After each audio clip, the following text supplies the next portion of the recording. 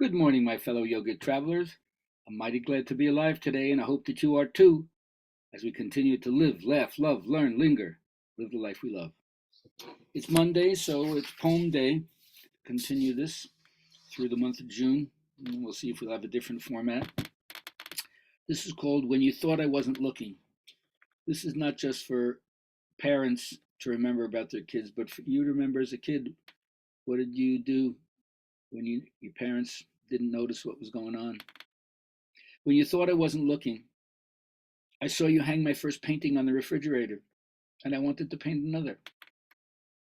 When you thought I wasn't looking, I saw you feed a stray cat, and I thought it was good to be kind to animals. When you thought I wasn't looking, I heard you say a prayer, and I believed there is a God I could always talk to. When you thought I wasn't looking, I saw you made my favorite cake just for me, and I knew that little things are special. When you thought I wasn't looking, I felt you kiss me goodnight, and I felt loved. When you thought I wasn't looking, I saw tears come from your eyes, and I learned that sometimes things hurt, but it's all right to cry. When you thought I wasn't looking, I saw that you cared, and I wanted to be everything that I could be. When you thought I wasn't looking, I looked. I wanted to say thanks for all the things I saw when you thought I wasn't looking. I send that out to my daughter Tara today, 31 years young. God bless you, sweetheart. You brought life into the family, made me a father.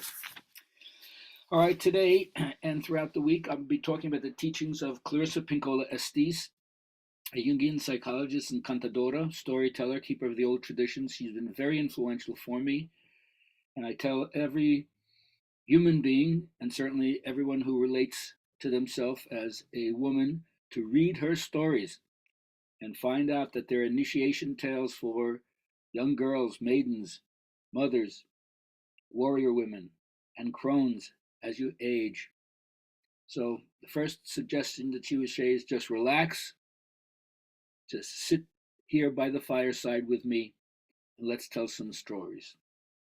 Because what she reinforced in me is that as an elder, my job is to transmit the unbounded life to the young. I just want them to see the truth, and there might be more than everything that what meets the eye. Go beyond appearances. So I wanted to become a recordadero, a person who remembers. And stories happen to those who can tell them. And I've had a lot of stories happen to me. I'm going to tell them. But first, I want you to understand that as an elder, I represent a clear and present danger to everyone. Because I'm here to corrupt the youth into imagination, not have rigor mortis of the imagination. I want people to learn to see with the squinty eye.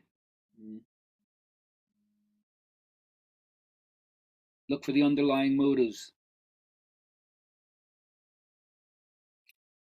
I don't want to pretend that I'm a perfect example of a human being. I'm not perfectly healed.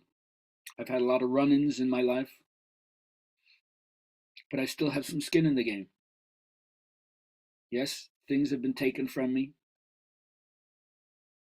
Some of those I've been able to recover from, but it's also given me something of profound depth that I can share with others. I've learned to forgive,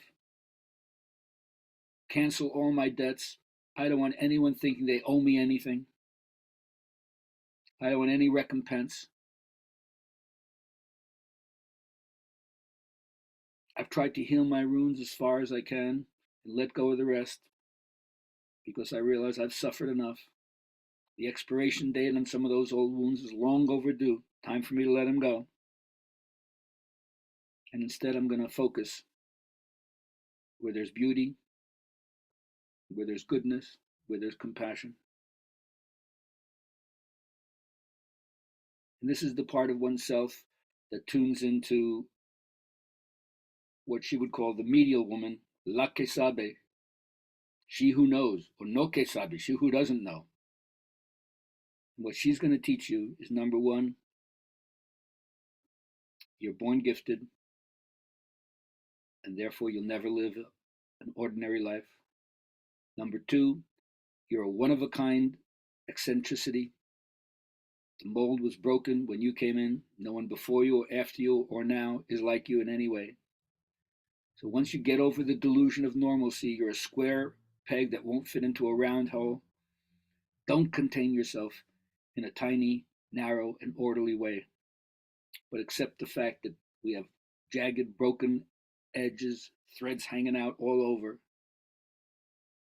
But if you do that, you'll also find that your heart is as soft as a baby blanket, and your vulnerability will be a disarming experience for other people. So be free to express yourself.